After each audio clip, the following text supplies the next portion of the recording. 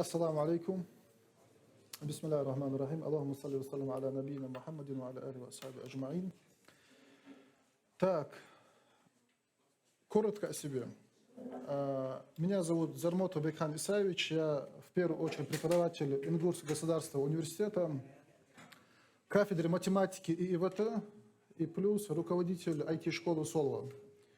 Сегодня у нас очень важная тема, очень сложная тема. Это тема образования. Почему IT-образование нужно каждому из нас, даже если мы думаем иначе? Вопрос к аудитории. Сейчас. Что такое образование? Образование – это целая система, в первую очередь воспитание. То есть человек себя, в первую очередь себя он воспитывает на обучении, можно так сказать. Потому что главная задача образования – это обучение. Обучение какой-то деятельности. То есть просто так пришел, отсидел пару, ушел. То есть, да, ты пришел в образовательную организацию, но ты какое-то обучение не прошел. То есть ты, как говорили ранее, то есть потерял один день. А, к сожалению, сейчас, то есть человек, когда он заходит в образовательное учреждение, то есть когда он поступает в колледж, когда он поступает, допустим, в университет, он перед собой не ставит никакие цели, кроме как взять диплом или же закрыть сессию. Все это его основные цели. Вы как думаете вообще, какие основные цели, то есть вы когда сюда поступали, то есть что у вас было в голове? Просто так поступить, галочку поставить ради мамы и папы, или же нужно было в любом случае какое-то ремесло освоить, но что-то нужно было сделать? Потому что вы понимали, что не поступив в колледж и не поступив в другое образовательное учреждение, то есть вы можете остаться за бортом. А прежде чем что-то сделать, в первую очередь образовательная деятельность, вы должны задаться несколькими вопросами. То есть зачем вообще учиться? Да. Тут озвучивали. Чему учиться? Потому что направлений очень много. Как учиться? Кто будет учить? Сколько это должно стоить, имеется в виду, может быть, это платное образование, но здесь в первую очередь имеется в виду ваше время. Очень часто слышу, я сам, как и говорил ранее, то есть работаю в университете, заканчиваю, допустим, университет, 4 года проучились, в итоге не знаем вообще, зачем мы учили, зачем это нужно было. Представляете, 4 года человек потерял.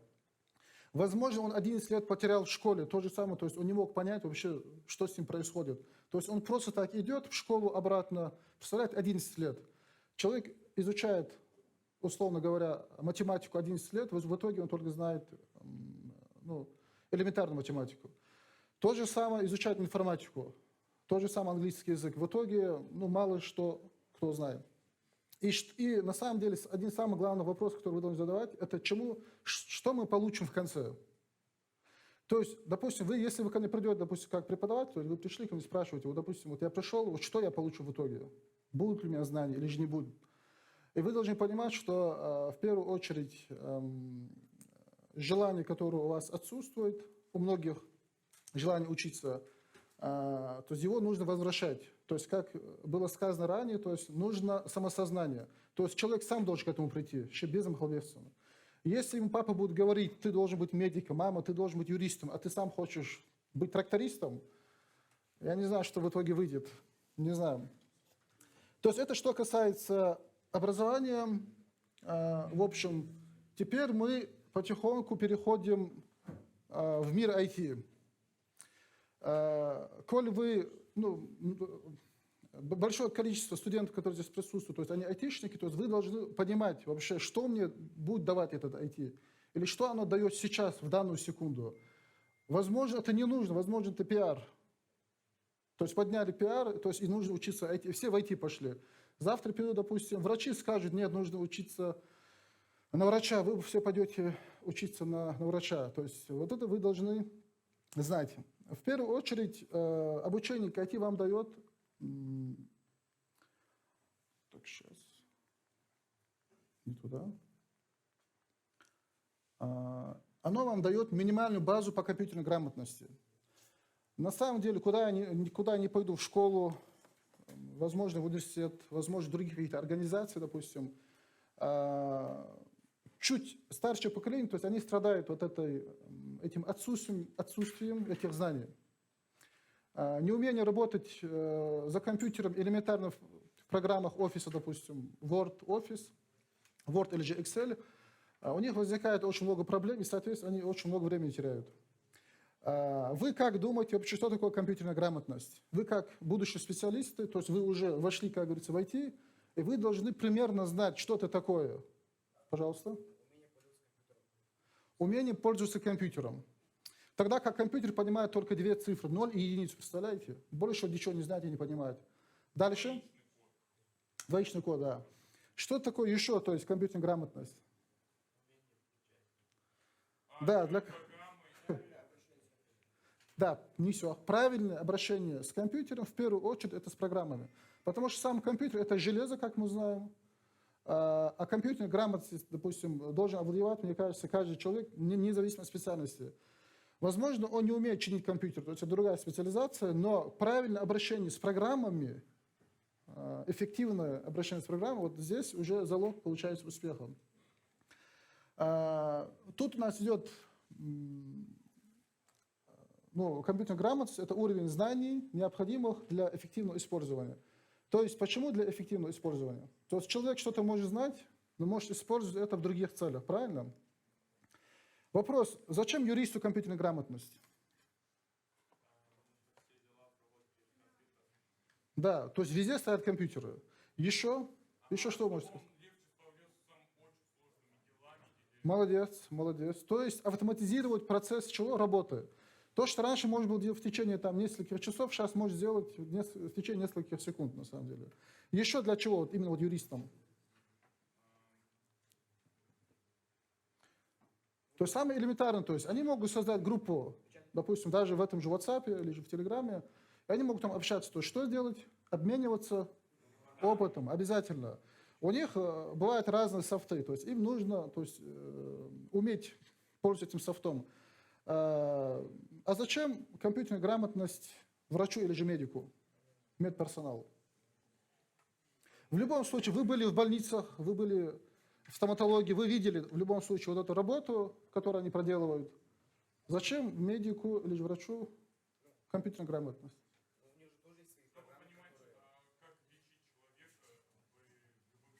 Молодец. Да, кстати, да, почему бы и нет? Почему бы и нет?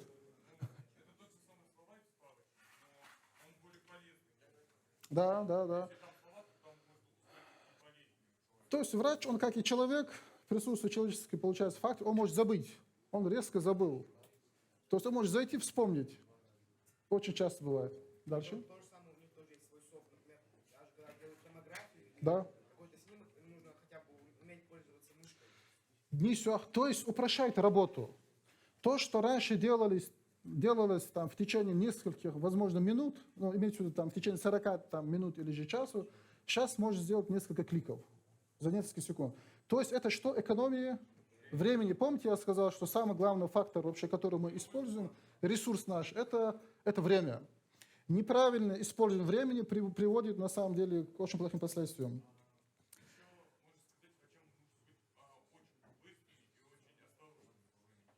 Да. Да, кстати, конечно. Зачем учителю компьютерная грамотность? Учителю в школе. Зачем? Руки поднимаем обязательно. Доски.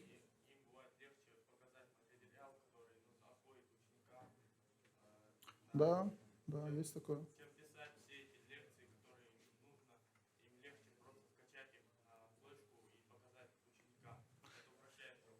То есть все идет к упрощению, к автоматизации. Пожалуйста. Сейчас, одну секунду. Да.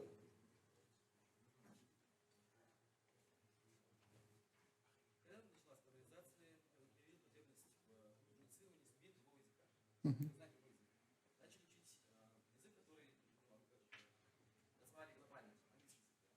Появились компьютеры, потребность в понимании, базовом понимании, как все это работает, Ну смотри, да, ты в общем сказал, меня интересуют именно учителя. Зачем учителю компьютерной грамотности? Он может просто обойтись мелом и доской. Пожалуйста. То же самое элементарно, группы, точно так же, как и у юристов, там свои электронные журналы. Вообще этот компьютер он нужен всем во первом. Все, видите, то есть вы сами отвечаете на вопрос. Но вы, конечно, айтишники будущее, но тем не менее, то есть вы раскрываете вопрос, то есть вы понимаете, что IT нужно всем. Хорошо, ладно, а зачем трактористу компьютерная грамотность? Пож- Например, для того, чтобы посчитать, где нужно выкопать, или посчитать, например, маршрут Правильно. отвозки груза. Ну или, например, знание того, куда отвозить, например, какой-то товар и так далее, или продукты. Правильно. Было легче, быстрее, более компактно и безопасно. Вот так. Так, еще. Одни и те же отвечают. Про маршруты. Если уж такие машины, которые могут, если им дать какие-то определенные команды, они сами могут просто ездить, собирать эти... То есть беспилотные тракторы, правильно? Есть такой тоже. То есть, какую бы вы ни выбрали специальность в этом мире, она же напрямую или же косвенно связана с чем? Ну, с IT. Так, возьмем более глобально, с IT. Какой мы вывод делаем? Какой мы вывод из всего сказанного мы делаем? IT нужно всем. Или же любой специалист, независимо от его специальности, если он знает хотя бы минимальные знания о компьютерной грамотности, он будет более востребован, чем тот, который не знает. То есть тут все очень просто. Даже тот же тракторист, да, который знает IT, наверное, ему будет намного легче. Так, второе. Вывод такой у нас. Есть, конечно, очень много польз в IT. То есть мы тут обозначим самые такие основные, то есть незаменимые профи. Сегодня, когда мы видим, что IT оно везде получается, в бизнесе, в образовании, без IT-специалистов вообще никак. В противном случае вот эта работа всей компании или же образовательного учреждения, то есть она встанет. Если, допустим, обидится система администратор, вот он может вытащить кабель, и вы никогда не угадаете, допустим, не айтишник, какой кабель отвечает, ну, грубо говоря, за интернет. Представляете, интернета нету. Все, вся работа встала, вся электронка встала. Нельзя обижать систему администраторов. Есть еще понятие высокий уровень жизни у айтишников. Тут, наверное, вы слышали, да, то есть у них очень большие зарплаты. Тут я, получается, обозначил зарплаты. То есть это разработчики Python, допустим, если взять 85-315 тысяч, это в месяц. Вы тут можете посмотреть и ознакомиться. Вот специалисты по кибербезопасности, тут у нас есть, кстати, информационная безопасность специальность, у них от 105 тысяч и выше идет. На самом деле у них, да. Много этих рассказов читают, пойдете в IT, будете зарабатывать огромные деньги, обладать все такое. Ну, сфера наша большая, там же конкуренция высокая. И чтобы влиться в средний класс и даже выше, конкуренция невероятно мощная на рынке. Ты знаешь, на этот вопрос ответил Тимирлан Азиев. То есть, когда ты вначале работаешь на себя, потом вот эти заказы, эти компании, они тебе сами уже звонят. Нет такого, то есть, понятия, нет пределов совершенству. То есть, чем больше ты, можно так сказать, учишься в этом направлении, то есть, тем тебе намного легче будет. А насчет конкуренции, да, есть такое, конкуренция тоже есть, но тем не менее специалисты нужны, поверь мне. Специалисты нужны. Куда ни зайди, там, как говорится, нужны специалисты. Еще вопрос? Угу. Вас видел в том, что бывают люди, которые пытаются такие данности соло, например, Маркус Пер. Вопрос, а может добиться одиночества? В одиночку добиться? Можно, конечно. Да, конечно, можно добиться желания, но самое главное желание, и как ты ранее сказал, самосознание. То есть, если ты выбрал какой-нибудь продукт, почему бы и нет? То тот же Twitter мы знаем, то есть писал его изначально один человек, вот сейчас он где остановился, мы знаем. То есть. Ну,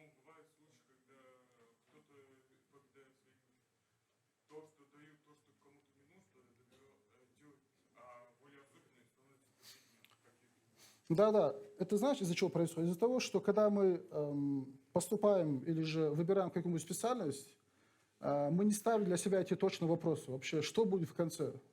Нужно ли тебе или же не нужно?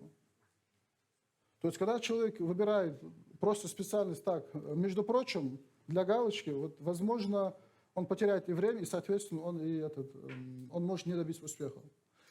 Если в свое время, допустим, есть такое понятие, как профориентация, обычно сейчас в школах бывает, профориентация школьников, то есть проводят разные тесты, есть это и психология, есть психодиагностика, выявляет таланты, допустим, возможно, кто-то математик, кто-то, допустим, физик, кто-то вообще гуманитарий. Но зацикливаться на этом не стоит, то есть почему? Потому что у нас тема, как говорится, айтишная, IT нужно всем, как вы сами раньше сказали, то есть компьютер стоит везде. Еще какие плюсы вообще быть айтишником? Вы сами что скажете? Кроме того, что высокие зарплаты. Можно работать чисто на самого себя, то есть не заморачиваться, в любое время сесть, поработать. Любое место действия можно, местонахождение. Удаленная работа, да. Можно работать где угодно, когда захочешь. Да, тут, конечно, я так коротко все рассказал. Мне кажется, самое удобное – это вообще новый вид образования. Допустим, даже зная английский язык, то есть ты можешь учиться в именитых университетах мира. То есть они дали доступ, то есть ты можешь подключиться к этим системам, ты можешь учиться. На самом деле это очень интересно.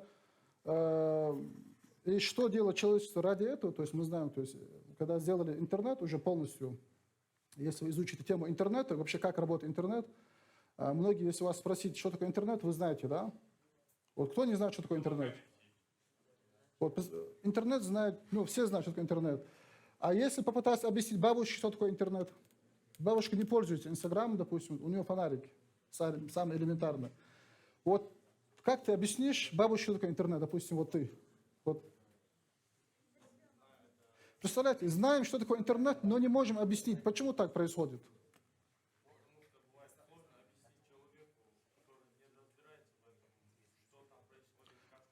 Но зато она разбирается, допустим, в телефоне, или же в телеграфе, или же в телеграмме.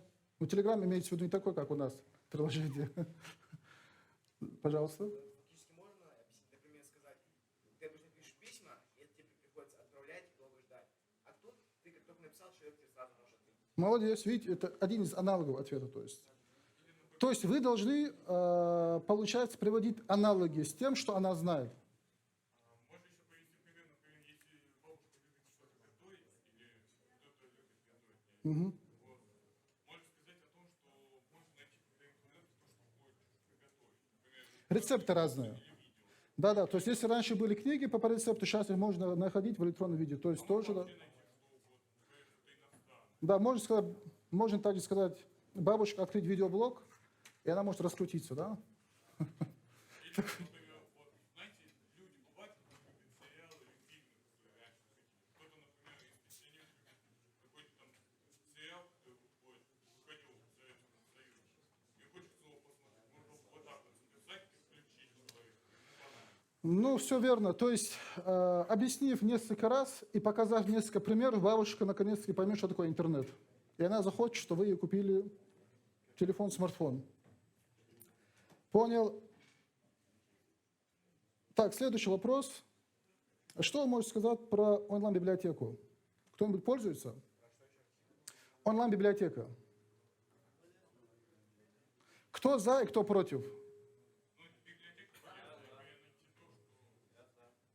Кто-то за. Кто против вообще? Кто против онлайн-чтения?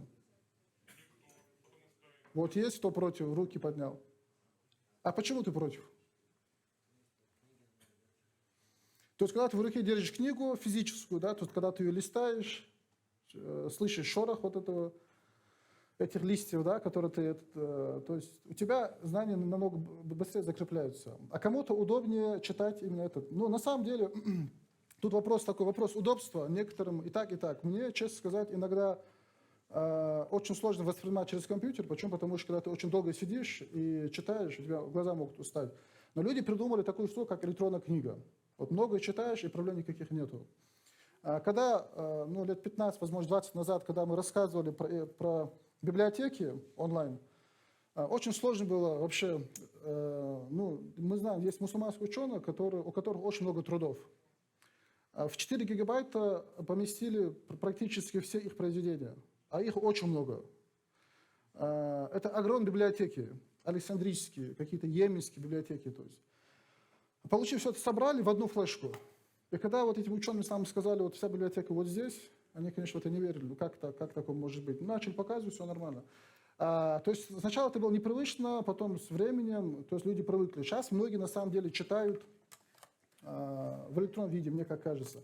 Но есть понятие метод чтения методом F. Есть английская буква F. Сейчас я нарисую. Так, смотрите. Что это значит? Чтение методом F. Вот. Что это означает?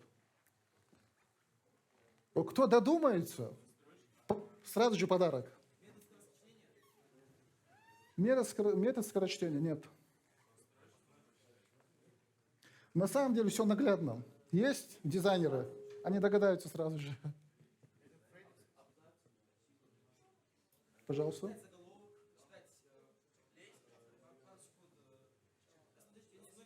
Стоп. Еще раз, я не слышу.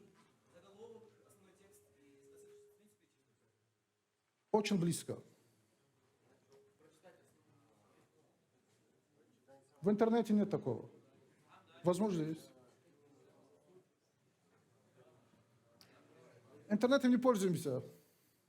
Все наглядно. Как? Да. Сначала написать, сначала прочитать то, что в самом верху, потом немножко центр и все, и по всему пробежаться. Нет, это уже было сказано, нет. Сначала человек, современный человек, читает очень много, как ему кажется. Потом он читает мало, а потом вообще не читает. Вот это и есть. Вы это заметили в себе? Вы же заметите, вы когда открываете статью, допустим, какую-нибудь, вот вам задали домашнее задание, прочитать статью, или же вот Ислам в прошлом году вам сказал прочитать, в прошлый раз сказал прочитать именно книгу. Вот кто, возможно, кто-то начал читать, потом сказал, ладно, езжай, подарок. Не нужен мне этот подарок. Зачем читать вообще? Правильно? Такое, наверное, у многих было. А кто это взял книгу по софт-скиллам, прочитал вот от А до Я? Кто прочитал? Один прочитал, кстати, Ислам, второй прочитал, третий прочитал, четвертый прочитал. 4 человека. Полностью книгу от А до Я прочитали за неделю, да? У тебя будет какой-нибудь конкурс среди них?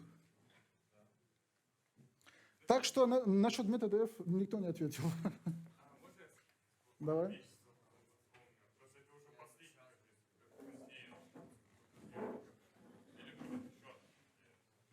Еще будет, конечно. В следующую субботу еще будет, да. Есть еще момент, когда легкий доступ вообще к обучению могут получать люди с ОВЗ, у которых нет возможности выходить из дома, допустим, да. Они могут открыть экран и получать свои знания. На самом деле, это очень большая возможность и огромный плюс. IT-технологии, что любой желающий может изучить. Дистанционное обучение, удаленная работа, обучение в любое время, это все, как говорится, плюсы. На этом у меня все. Бархлы Диарясхал, то, что послушали, пришли. Полагаю, что вы будете...